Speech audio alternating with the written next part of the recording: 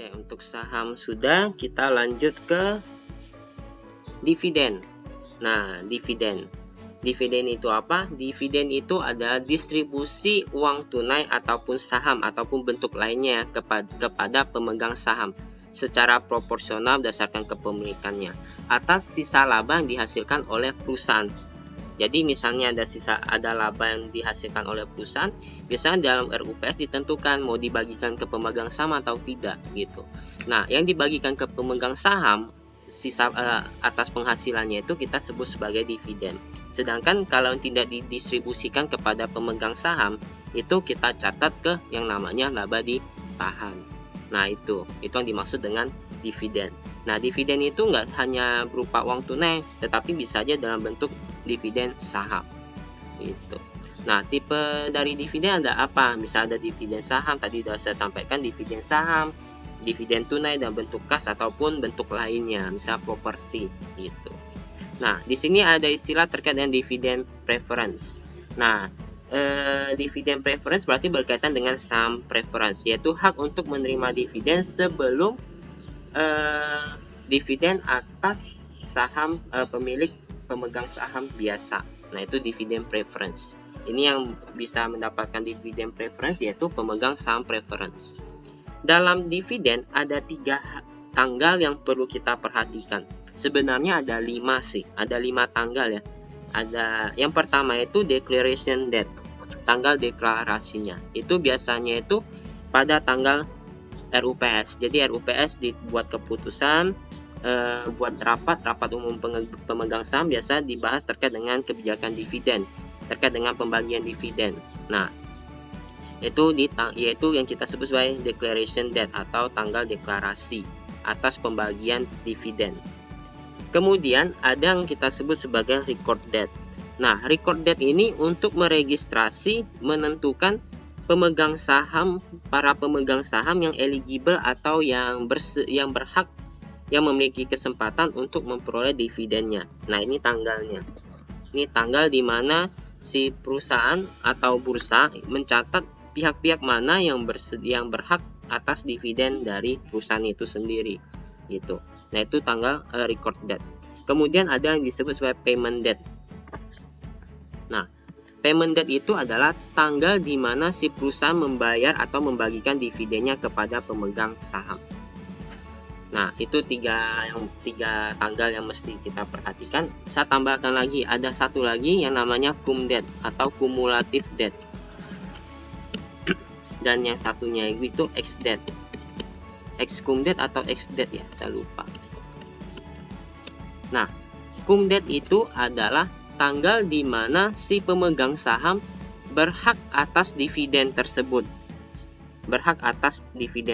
Misalnya cum date-nya itu di tanggal 22 Desember. Berarti di tanggal 22 Desember kalau kita memiliki kepemilikan atas saham perusahaan tersebut sampai dengan tanggal 22 Desember, kita berhak untuk memperoleh dividennya atau berhak atas dividen perusahaan. Itu cum date. Kalau ex date itu hari setelah cum date, yaitu hari di mana si pemegang saham yang baru tidak berhak lagi untuk mendapatkan dividen. Misalnya tanggal 22, tanggal 23 ex date-nya. Nah, kalau kita beli, kita punya sahamnya itu pada tanggal 23 atas perusahaan tersebut, saham atas perusahaan tersebut, berarti kita tidak berhak atas penerimaan dividennya gitu. Nah, itu yang dimaksud dengan cum date dan juga ex date. Kalau record date itu untuk menentukan siapa saja, menentukan pemegang saham yang berhak atas dividen. Bisa saja pada saat tanggal cum date ataupun beberapa hari. Nah, yang namanya cum date kan itu tanggal patokannya, tetapi untuk merekodnya kan nggak mungkin di hari hanya, nggak mungkin bisa dalam satu hari, bisa aja dalam waktu beberapa hari. Nah, tanggal pencatatan atas siapa yang berhak itu adalah record date-nya gitu. Tetapi bukan patokan yang berhak atas tidak berhaknya ya, tetapi itu untuk merekap siapa saja yang berhak atas dividennya. Nah, patokannya untuk penerimaan dividen atau tidaknya itu dilihat dari cum date dan juga ex date ini. Gitu. Nah, ini ada 5 tanggal yang perlu kita perhatikan terkait dengan dividen ini. Nah, di sini di bawah dia diinformasikan nih. Record date itu adalah pemegang saham terdaftar memenuhi syarat untuk dividen.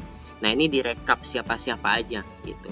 Tetapi yang berhak atas dividen atau tidak terkait dengan cum date-nya, tanggal kepemilikan sahamnya sesuai dengan cum date dan juga ex date-nya. Kalau kita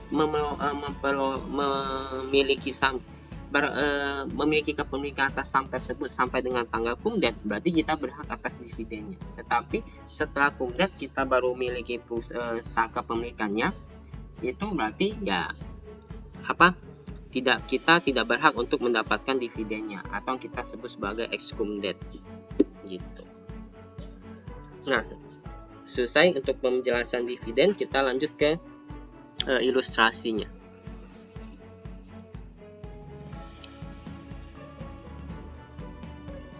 Kita mulai dari cash dividend dulu.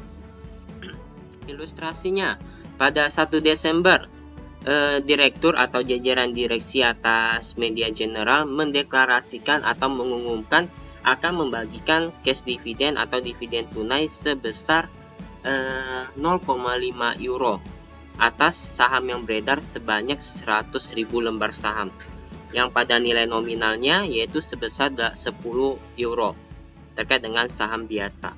Nah, the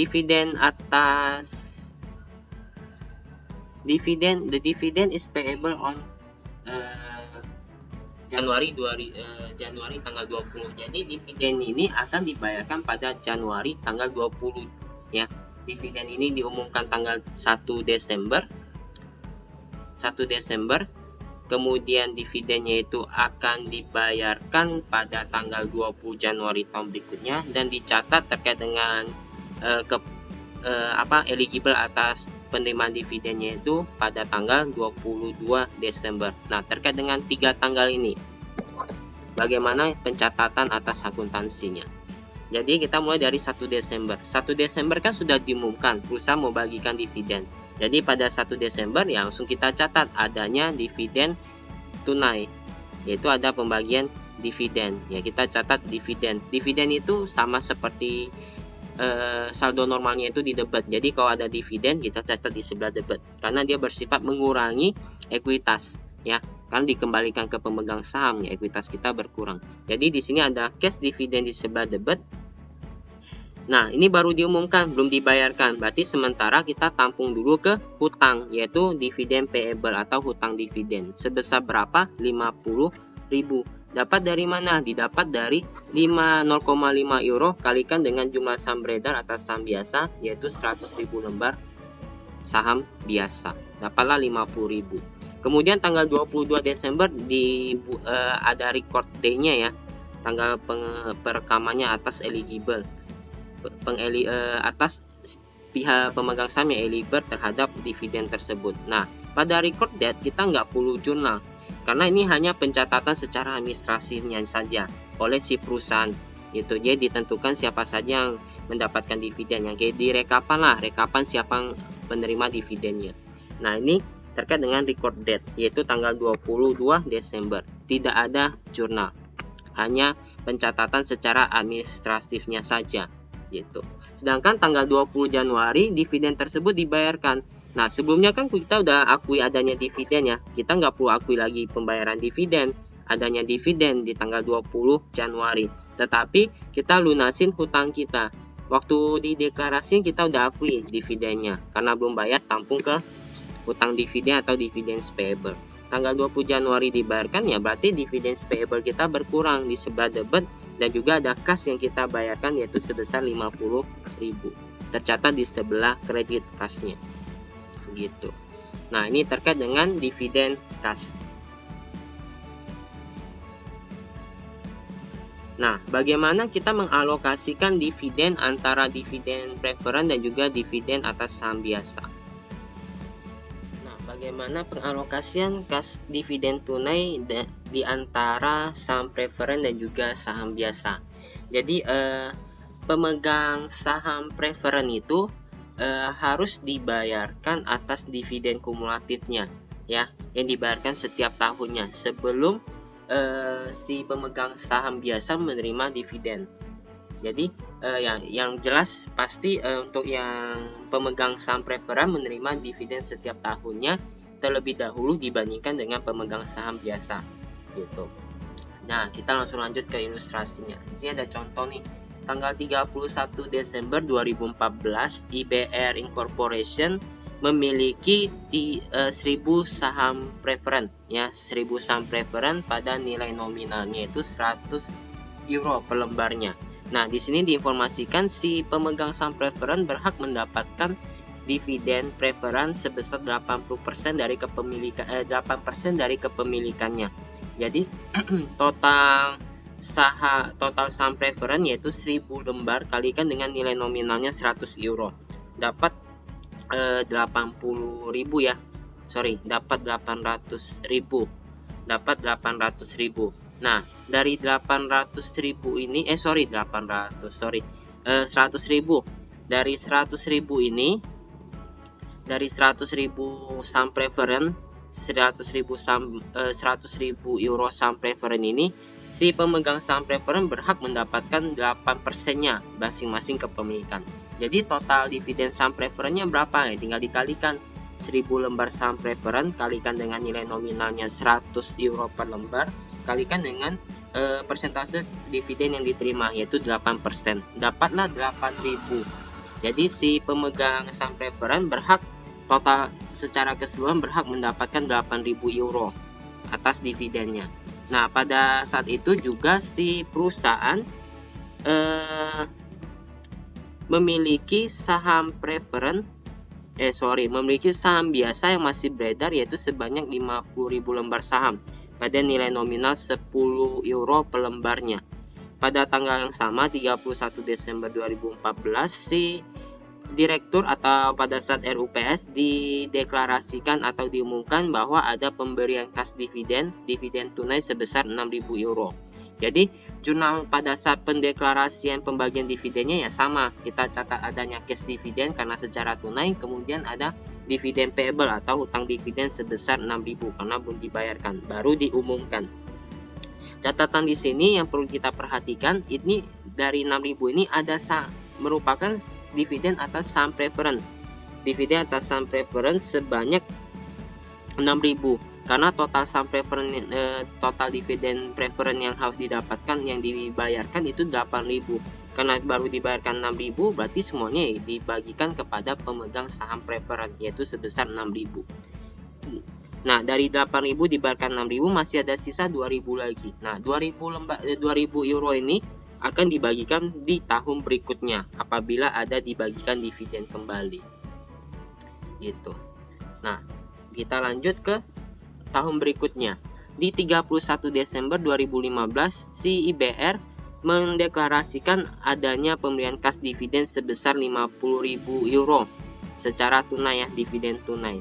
Nah, pengalokasinya seperti apa? Dari total dividen 50.000 euro ini di tahun 2015 dialokasikan ke saham preferen tahun sebelumnya yang belum dibayarkan, belum didistribusikan yaitu 2.000. Yaitu dari 8.000 sudah dibayarkan 6.000 di tahun 2014, sisa 2.000 baru dibayarkan di tahun 2015. Kemudian dividen atas saham preferen tahun 2015 yaitu sebanyak 8.000. Jadi total pengalokasian kepada saham preferennya itu ada 10.000 euro. Nah, dari total dividen 50.000 euro dibagikan saham kepada dividen preferen 10.000 euro. Berarti tersisa 40.000 euro. Nah, 40.000 euro inilah yang dibagikan kepada pemegang saham biasa. Gitu. Jadi 40.000 euro inilah dibagikan kepada pemegang saham biasa sesuai dengan total jumlah saham biasa yang beredar. Gitu. Nah, pencatatannya bagaimana ya? Pencatatannya kita nggak usah pusingkan dia dividen preferen atau dividen saham biasa. Intinya kalau dideklarasikan tanggal 2015 tanggal 31 Desember ya dicatat seperti yang biasanya, yaitu ada cash dividen dibayarkan sebesar 50.000 karena belum dibayar, yang diumumkan untuk didistribusikan 50.000 karena belum dibayarkan kita tampung ke dividen payable atau hutang dividen di sebelah kredit gitu. Nah, ini terkait dengan pengalokasian dividen untuk saham preferen dan juga saham biasa. Dividen tunai sudah, kita lanjut ke dividen saham. Nah, terkait dengan dividen saham, kenapa sih, pertimbangan apa terkait dengan perusahaan untuk menerbitkan dividen saham gitu. Nah, ada beberapa pertimbangan mengapa perusahaan menerbitkan dividen saham. Yang diantaranya yang pertama, meyakinkan pemegang saham atas dividen tanpa mengeluarkan uang tunai. Jadi, ya, kewajiban pembayaran dividennya kepada pemegang saham tetap dijalankan tanpa harus membayar tunai gitu. Yaitu dengan cara menerbitkan dividen saham. Yang kedua itu meningkatkan daya jual beli atas saham perusahaan gitu. Jadi dengannya diterbitkan saham berarti jumlah saham yang beredar semakin banyak ya, otomatis ya kapitalisasinya juga semakin cenderung akan lebih tinggi gitu. Kemudian yang ketiga itu menekankan jumlah porsi atas ekuitas yang telah diinvestasikan kembali pada bisnis secara permanen. Jadi menambah kepemilikan atas ekuitasnya, kepemilikan atas saham dengan meningkatnya ekuitas perusahaan yang telah diinvestasikan kembali lagi kepada bisnis secara permanen. Jadi diterbitkan saham kan, saham baru otomatis ekuitas bertambah dan penginvestasiannya juga bertambah secara permanen. Nggak mungkin saham bisa kita batalin ya, kalau udah diterbitkan berarti udah beredar. Kepemilikan atas saham dan ekuitas juga bertambah secara permanen gitu. Nah, hasil dari research in decrease in retained earnings and increase share capital and share premium. Nah, hasil ini menyebabkan apa? Menyebabkan berkurangnya laba ditahan karena laba didistribusikan kepada pemegang saham, otomatis laba ditahan berkurang gitu. Laba ditahan berkurang, ekuitas bertambah. Di sini ekuitas terkait dengan saham biasa maupun saham preferen, tergantung dividen saham yang dibagikan. Karena dibagikan dalam bentuk saham, otomatis modal saham juga bertambah. Satu sisi laba ditahan berkurang, satu sisi modal saham bertambah. Nah, ini contohnya. Ini Medline Corporation mempunyai saldo atas laba ditahannya itu sebesar 300.000 euro. Nah, perusahaan mendeklarasikan 10% atas saham dividennya. Terkait dengan apa? Terkait dengan jumlah saham yang beredar itu ada 50.000 atas jumlah saham yang beredar, yaitu 50.000 lembar saham pada nilai nominalnya 10 euro. Nah, ini terkait dengan saham biasa. Nah, nilai wajar dari saham tersebut ternilai atau tercatat pada harga 15 euro per lembarnya. Gitu. Jadi tinggal di jurnal. Yang pertama diterbitkan dalam bentuk kan dibagikan dividen ya. Ini bukan cash dividen tapi dividen sahamnya. Kita catat share dividen bertambah di sebelah debit. Ada dividen saham bertambah di sebelah debit. Nilainya berapa? Nilainya itu pada harga perolehannya. Gitu. Nah, kita dapatkannya kan 50.000 lembar ya. Nah, 50.000 lembar kalikan dengan 10%. Ya, karena ini 10% dari saham biasa, dari saham yang beredar, yaitu 50.000 kalikan dengan 10% kalikan dengan jumlah saham yang nilai pasar dari harga saham, nilai pasar dari saham tersebut, yaitu 15 euro. Dapatlah share dividennya itu 75.000 ya, 75.000. Nah, diterbitkan saham biasa ya, saham biasa berarti di sini muncul saham biasa. Tetapi belum diakui sebagai modal saham biasa ya. Ditampung dulu ke rekening sementara yang kita sebut sebagai ordinary shares dividends distributable nah, atau distributable gitu. Nah, nilainya berapa? Yaitu pada nilai nominalnya, yaitu 50.000 kalikan dengan 10 euro per lembarnya, dapatlah 50.000. Nah, ini nanti akan kita catat sebagai share capital ordinary atau modal saham biasa. Selisih antara harga dividen saham yang diberikan dan juga nilai nominal atas saham biasanya itu 25.000. Kita catat sebagai tambahan modal di store atau share premium ordinary. Pada saat diterbitkannya saham tersebut, barulah kita catat muncullah yang namanya modal saham biasa. Nah, modal saham biasanya itu didapat dari sebesar 50.000 kalikan dengan 10% kalikan dengan 1 euro, karena 10%-nya ya, kalikan dengan 1 euro, dapatlah 50.000. Nah, 50.000 ini terkait dengan ordinary share dividends distributable atau modal saham yang didistribusikan atas dividen gitu. Nah, yang tadi kita tampung di kredit kita hapus di sini di sebelah debit. Jadi ini hanya rekening sementara. Nah, muncullah rekening baru, yaitu muncullah modal saham yang baru, yaitu sebesar 50.000 di sebelah kredit gitu. Nah, untuk yang 1 euro ini semua agak keliru ya, bukan 1 euro ya, tetapi 10 euro. Karena nilai nominalnya itu 10 euro. Didistribusikan hanya 10%-nya saja terkait dengan dari total 50.000 lembar saham. Nah, efeknya terkait dengan share dividends apa? Ya, yang pertama, modal saham bertambah. Ya, modal saham bertambah, yang tadinya 500.000 euro doang bertambah 50.000 menjadi 550.000 euro. Kemudian ada modal saham tambahan nih. Karena pada saat didistribusikan ada kelebihan antara nilai wajar dan juga nilai nominalnya, yaitu sebesar 25.000. Kemudian laba ditahan yang 300.000 berkurang sebesar dividen saham yang didistribusikan, yaitu sebesar 75.000. Berarti tersisa laba ditahan 225.000. Total ekuitasnya 800.000 tetap sama, cuma beda posisinya aja. Yang laba ditahan berkurang, modal saham bertambah. Kemudian outstanding share-nya, jumlah saham yang beredar, yang tadinya 50.000 bertambah 5.000 menjadi 55.000 gitu, karena 10% saja gitu. Jadi yang 50.000 bertambah 10% atas dividen saham bertambah menjadi 55.000. Dan nilai wajar per lembarnya ya tetap sama, yaitu sebesar 10 euro. Ini nilai nominal dari saham biasanya, yaitu 10 euro per lembarnya. Nah, ini terkait dengan dividen kas sudah, dividen saham sudah. Kita lanjut ke materi tambahan terkait dengan stock split. Nah, stock split itu apa? Stock split atau share split itu adalah pemecahan saham. Nah, stock atau share kan saham, split kan pecah ya, dia pemecahan saham.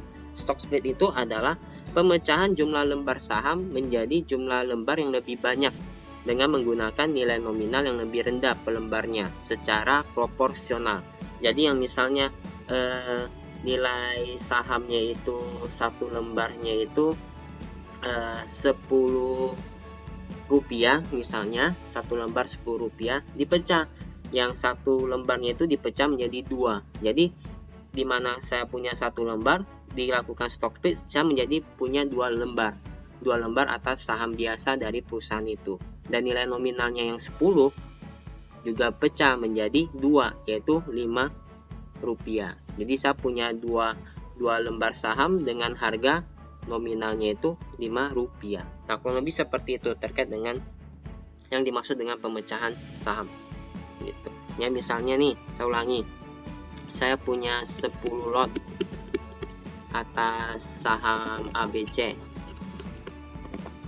dengan nilai nominal 50 rupiah. Nah, dilakukan pemecahan saham di stock split menjadi 1:2. Yang satu, yang dulunya saya punya 1 bertambah menjadi 2 gitu. Jadi dipecah menjadi 2 kali lipat, 1:2. Jadi setelah stock split, saya punya berapa lot saham, yaitu 20 lot saham ABC. Dengan nilai nominal bukan 50 lagi, tetapi 25 rupiah. Nah, kurang lebih seperti itu. Secara kepemilikan, secara nilai kepemilikan secara nilainya itu tidak berubah, tetapi jumlah sahamnya saja yang bertambah. Gitu. Jumlah lembar sahamnya saja yang bertambah. Jadi saya ulangi, stock split itu adalah pemecahan jumlah lembar saham menjadi jumlah lembar yang lebih banyak dengan menggunakan nilai nominal yang lebih rendah per lembar sahamnya secara proporsional. Nah, fungsinya untuk apa? Yaitu yang pertama itu untuk mengurangi nilai pasar saham yang dianggap terlalu tinggi nilainya. Ya, misalnya sambil contoh, kemarin pernah sempat BBCA melakukan stock split, di mana harga nilai dari saham tersebut, nilai wajar dari saham tersebut sudah terlampau tinggi ya, satu lembarnya itu 30-an ribu. Nah, karena nilainya terlalu tinggi, jadi aktivitas atas pergerakan transaksi saham oleh si BBCA ini mengalami kesulitan, karena untuk investor-investor retail, pemain saham yang retail itu kesulitan untuk mendapatkan saham tersebut. Otomatis transaksi saham menjadi tidak tidak volatile atau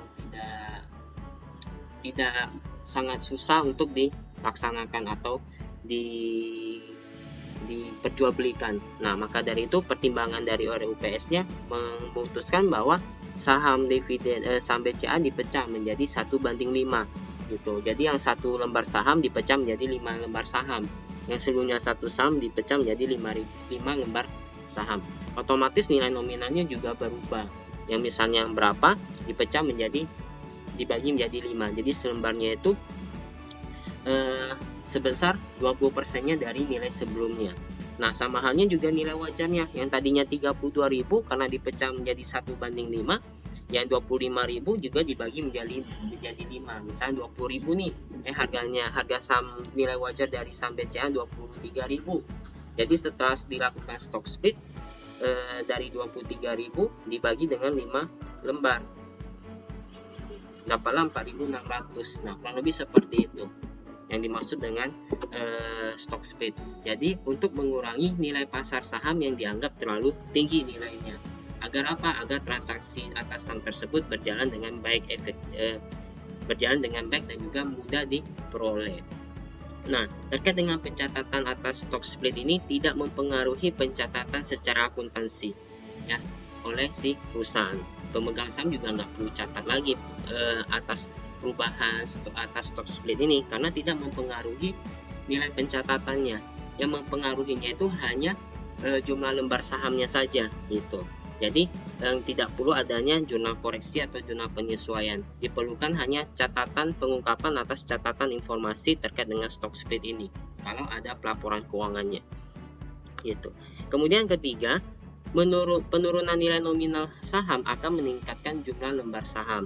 Nah, dengan dilakukannya stock split, tentunya nilai nominal saham itu akan berkurang, mengalami penurunan. Yang satu jadi yang tadi saya bilang, yang nilainya 50 menjadi 25.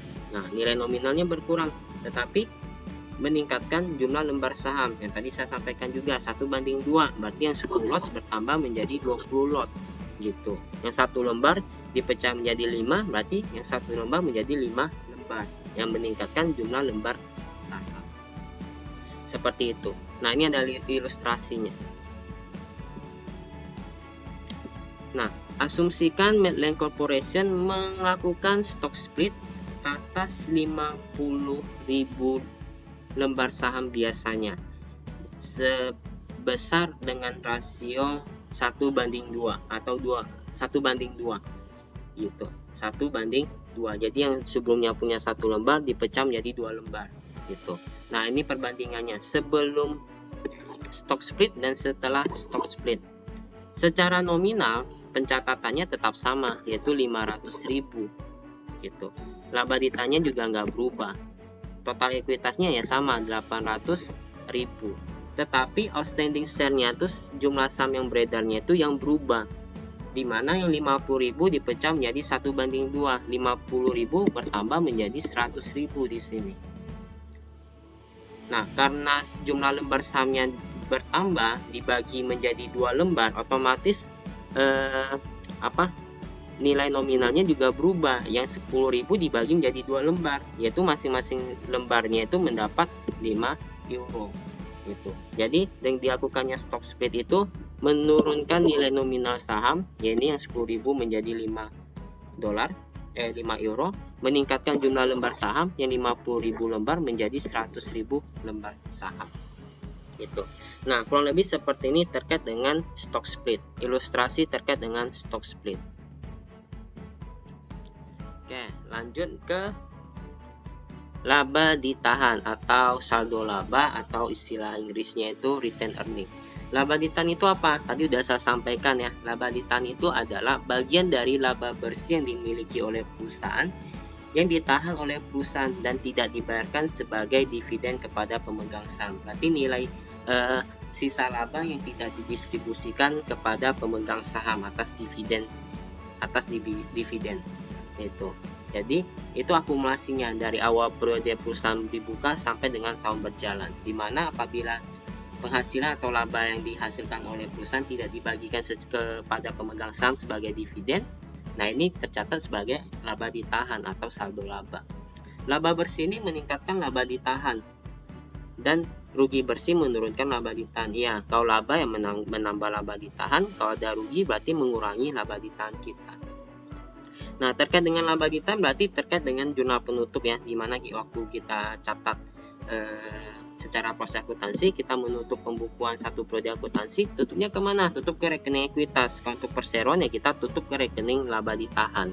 Kalau ada dividen juga mengurangi laba ditahan. Nah, sisa dari setelah dikurangi laba dividen, itulah laba ditahan yang digunakan oleh perusahaan untuk kegiatan operasionalnya, untuk berjalannya, untuk kelangsungan usahanya sehari-hari. Itu. Ini modal tambahan atas penghasilannya.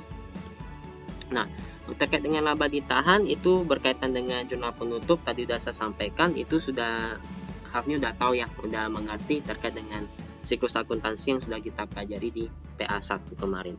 Nah, selain itu yang mempengaruhi laba ditahan juga apabila adanya penyesuaian atau koreksi atas transaksi ataupun kejadian di periode sebelumnya gitu.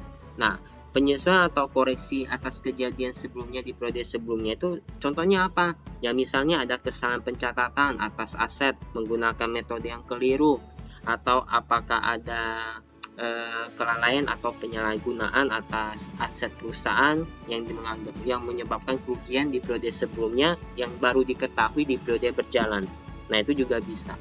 Karena nggak mungkin kita akui adanya kerugian ataupun keuntungan di periode berjalan ya, di tahun berjalan ya, karena ini bukan berkaitan dengan peristiwa atau kejadian untuk memperoleh pendapatan ataupun dia yang dikorbankan di periode berjalan. Maka dari itu mempengaruhi langsung kepada laba ditahan. Nah, koreksi kesalahan atas laporan keuangan yang diterbitkan pada periode sebelumnya yang dikarenakan adanya kesalahan perhitungan misalnya, atau kesalahan dalam penerapan prinsip akuntansi, ataupun adanya kelalaian sampai dengan penyalahgunaan. Penyesuaian ini dibuat untuk menentukan atau untuk menyesuaikan saldo awal pada laba ditahan perusahaan. Nah, ini ada contoh nih, ada laba ditahan perusahaan tercatat pada tanggal 31 Desember 2014. Saldo awalnya itu di 1 Januari 1.050.000, ada pendapatan bersihnya 360.000, kemudian ada dibayarkan dividen 300.000, berarti saldo laba ditahan per 31 Desember tercatat 1.110.000. Ini dapat dari saldo awal laba ditahan 1.050.000 ditambahkan dengan laba bersih kurangi dengan dividen, pembayaran dividen. Nah, dapatlah saldo laba ditahan akhir 31 Desember 1.110.000. Nah, misalkan nih ada ilustrasi sebelum diterbitkan laporan yang berakhir pada tanggal 31 Desember 2014, kamu menemukan bahwa adanya kesalahan pencatatan sebesar 50.000 euro. Nah, ini udah setelah dikurangi pajak ya, bersih atas pengurangan pajak. Nah, yang menyebabkan pelaporan pada tahun 2013 atas inventory atau persediaan yang tersaji lebih besar dari yang seharusnya. Nah, salah saji lebih ini menyebabkan COGS atau HPP tercatat lebih rendah dari yang seharusnya, sehingga laba bersih yang dilaporkan di tahun 2013 tercatat lebih gitu. Nah, ini kan persediaan tercatat kurang nih. tercatat lebih, harusnya itu tidak lebih, harusnya itu tercatat lebih sebesar 50.000, harusnya nggak sebesar itu, ternyata tercatat lebih ada 50.000. Nah, hal ini kan menyebabkan otomatis di tahun 2013 HPP yang dilaporkan tercatat lebih kecil, karena 50.000-nya itu bukan persediaan akhir melainkan HPP. Nah, HPP kan mengurangi laba ditahan. Karena karena HPP-nya tercatat lebih kecil 50.000, menyebabkan bukan laba ditahan tadi saya sampaikan, menyebabkan laba bersih yang disajikan lebih 50.000 jadinya. Harusnya COGS bertambah 50.000 dan mengurangi net income kita 50.000, tetapi salah saji sehingga COGS kita tercatat lebih kecil 50.000, sehingga laba bersih kita tercatat lebih 50.000. Nah, ini kan udah keliru nih. Jadi net income kita ini tercatat lebih 50.000, harusnya tidak sebesar itu. Nah, would this discovery have any impact on the reporting of retained earning for retained statement for 2014-2014? Nah, iya, mempengaruhi. Jadi di sini ada laba ditahan atas laba bersih 2013 yang harus kita kurangi, tidak sebesar itu 50.000-nya, tidak sebesar itu, yaitu senilai 50.000. Jadi kita perlu sajikan ulang. Nah, ini harusnya sih kita bikin satu jurnal ya, kita bikin jurnal terkait dengan koreksi ini, yaitu dimana kita debitkan return earningnya di sebelah debit, kreditnya apa? Inventory, karena tercatat lebih di sebelah kredit. Senilai berapa? Yaitu 50.000 gitu. Nah, itu jurnalnya. Tetapi penyajian atas laporan laba ditahan 2014-nya seperti ini. Ya, di sini ada laba ditahan awal 1.050.000. Kemudian ada koreksi atas kesalahan pencatatan di tahun 2013 yang mempengaruhi saldo laba awal tahun 2014. Nah, ada koreksinya itu mengurangi laba ditahan karena net income-nya tercatat lebih, harusnya tidak sebesar lebih 50.000 ini. Berarti 50.000-nya itu harus dikurangi kembali. Dapatlah laba ditahan awal tahun 2014 setelah penyajian kembali, yaitu senilai 1 juta. Net income-nya 360, tadi informasinya ada dividen 300.000, berarti dapatlah laba ditahan akhir per 31 Desember 2014 sebesar 1.060.000. Nah, kurang lebih seperti ini terkait dengan koreksi atas pencatatan di periode sebelumnya yang mempengaruhi penyajian pada laporan laba ditahan. Nah, terkait dengan debit kredit dari rekening laba ditahan, dicatat di sebelah debit apabila adanya kerugian. Kalau rugi berarti kita debitkan laba ditahan, mengurangi laba ditahan. Kemudian terkait dengan penyesuaian atas overstatement dari net income atau ada penyesuaian atau kesalahan pencatatan ataupun ada koreksi atas laporan atas laba rugi di tahun sebelumnya, periode sebelumnya, di mana laba bersih yang disajikan tercatat salah saji lebih. Nah, itu juga mempengaruhi laba ditahan di sebelah debit, yaitu mengurangi laba ditahan. Kemudian laba ditahan akan berkurang dicatat di sebelah debit apabila adanya pembagian dividen secara tunai maupun dengan dividen saham. Kemudian apalagi? Nah, adanya disposal of treasury shares. Nah, ini treasury stock juga mempengaruhi laba ditahan secara pencatatannya, yaitu di sebelah debit, mengurangi laba ditahan. Karena treasury stock ini dalam penyajian kan di bawah laba ditahan ya, di bagian dari laba ditahan. Gitu. Yang terkait dengan tambah modal di setor atas saham treasury yang tadi kita bahas punya ya, itu kan ada mempengaruhi laba ditahan juga. Kalau di bawah laba ditahannya, kalau di bawah nilai perolehannya kita debitkan laba ditahan. Tetapi kalau di atas harga perolehannya harusnya itu ada di kredit, menambah laba ditahan di situ. Nah, itu terkait dengan treasury stock. Cuma ini nggak disampaikan ya terkait dengan di atas harga perolehannya. Kemudian untuk laba ditahan akan bertambah, akan dicatat di sebelah kredit apabila adanya keuntungan atau laba bersih. Kemudian adanya kesalahan pencatatan atau penyesuaian atas pencatatan di periode sebelumnya yang mempengaruhi laba bersih, di mana laba bersihnya itu tercatat ada kesalahan yang menyebabkan laba bersihnya itu salah saji kurang. Itu harusnya labanya sebesar lebih besar dari yang tercatat di periode sebelumnya. Nah, itu juga menambah saldo laba ditahan, di mana kesalahan ini dicatatnya laba ditahan di sebelah kredit. Nah, ini terkait dengan debit kredit dari laba ditahan. Kemudian penyajian secara keseluruhan terkait dengan rekening yang ada di ekuitas. Nah, ini kurang lebih seperti ini presentasinya, penyajiannya. Cuma ini kan kita berdasarkan pada aturan di IFRS yang ada di internasional di Amerika. Nah, kalau kita yang mengikuti PSAK. Nah, PSAK setahu saya tidak seperti ini sih. Dia ada sedikit berbeda, tetapi nggak apa-apa. Kita ilustrasikan dari yang IFRS saja. Nanti kita tinggal sesuaikan dengan kondisi yang ada ataupun yang terjadi. Nah, di sini ada Grabber Incorporation ya. Laporan posisi keuangan secara parsial, yaitu secara perbagiannya. Ini bagian dari komponen ekuitas. Ada apa aja? Yang pertama disajikan saham preferen. Yang kedua itu ada saham biasa. Ini disajikan pada nilai nominalnya ya, saham preferen, saham biasa. Gitu. Kemudian, nah ini ada 50.000. Nah, ini 50.000 terkait dengan saham biasa yang didistribusikan sebagai dividen yang didistribusikan dalam bentuk saham biasa. Nah, ini dimana belum dibayarkan ya, dividennya itu belum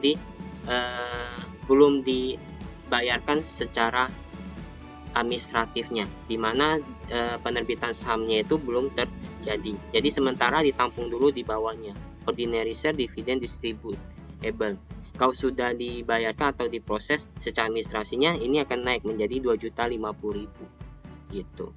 Nah, ini 2.050.000. Kemudian ada apa lagi? Terkait dengan tambah modal di setor. Di sini ada modal di setor, tambah modal di setor preferen dan juga ordinary. Masing-masing tercatat 1.080.000 totalnya.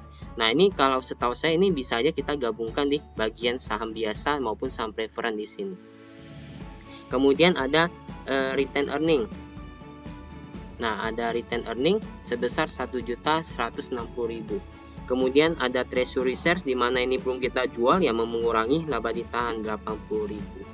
Jadi total ekuitas yang tercatat dalam Grabber Incorporation dalam laporan posisi keuangan bagian ekuitas tercatat totalnya itu 4.810.000. Nah, ini ada disampaikan nih C not here. Nah, ini laba ditahan ini is restricted for a cost dikurangi terhadap treasury stock atau saham treasury sebesar 80.000 euro gitu. Nah, selesai untuk presentasinya. Nah, berarti untuk materi chapter yang ke-11 ini terkait dengan korporasi, di mana kita bahas jenis-jenis perusahaan, transaksi atas saham, kemudian pencatatan atas dividen dan juga pelaporan atas laba ditahan juga sudah kita bahas, kita diskusikan sama-sama di video kali ini. Jadi untuk video kali ini pembahasan terkait dengan chapter 10 terkait dengan korporasi, yaitu ada organisasi, saham, transaksi saham, pencatatan atas dividen dan juga pelaporan laba ditahan selesai ya. Nah, di video berikutnya kita akan bahas terkait dengan pembahasan soal-soal latihan terkait dengan chapter ini.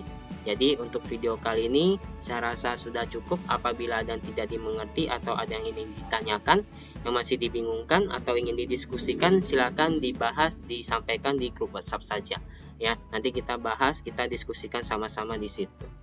Oke, demikian video kali ini untuk materi chapter 11 ini saya akhiri. Terima kasih atas waktunya dan sampai jumpa.